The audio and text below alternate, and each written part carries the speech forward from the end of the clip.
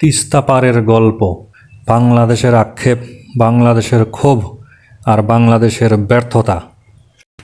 প্রিয় দর্শক, আপনারা জানেন বর্তমানে তিস্তা নদী নিয়ে বাংলাদেশ এবং ভারতের মধ্যে পানি বণ্টন চুক্তি এখনও কার্যকর হয়নি।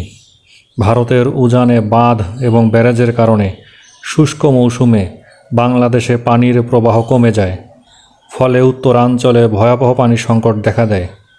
2026 সালে আজকের এই দিনে এসেও এই চুক্তি রাজনৈতিক এবং আঞ্চলিক জটিলতায় আটকে আছে।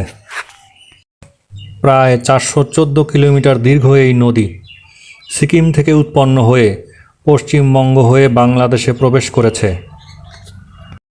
রংপুর বিভাগের কৃষি এবং সেচ ব্যবস্থার জন্য এটি অত্যন্ত গুরুত্বপূর্ণ একটি নদী। বর্ষাকালে অতিরিক্ত পানি প্রবাহে বন্যা হয়, আবার শুষ্ক মৌসুমে পানির প্রবাহ কমে গিয়ে কৃষি এবং জীবিকা সংকটে পড়ে। ভারতের উজানে গজলডোবা ব্যারেজ সহ একাধিক বাঁধ এবং ব্যারেজ নির্মাণের ফলে তিস্তা নদীর আজকের এই অবস্থা।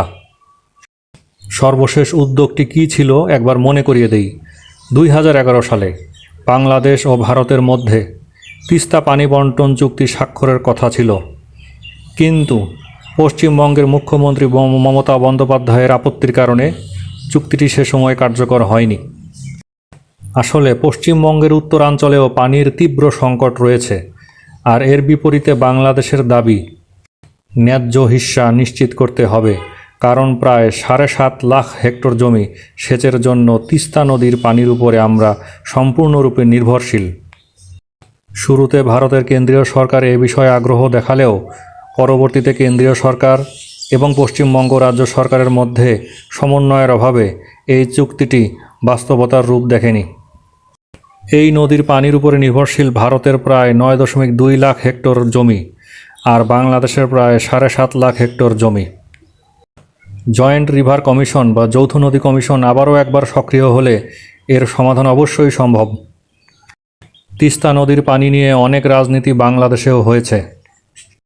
আমাদের চাওয়া এটুকুই, যেন বর্তমান সরকার এটিকে অতীতের সরকারের মতো দুর্বলভাবে না দেখে ভারতের সাথে কূটনৈতিক প্রচেষ্টার মাধ্যমে যথাযথ সমাধান করে। তা না হলে এই অঞ্চলের পরিবেশের ভারসাম্য এবং ইকোসিস্টেম রক্ষা করা যাবে না। সচেতন নাগরিক হিসেবে আমাদের সকলেরই দায়িত্ব তিস্তা নদীর ন্যায্য পানির বণ্টন বাস্তবায়নে বাংলাদেশ এবং ভারত সরকারের মধ্যে একটি কার্যকর চুক্তি বাস্তবায়নে চাপ সৃষ্টি করা। প্রকৌশলী আহসান।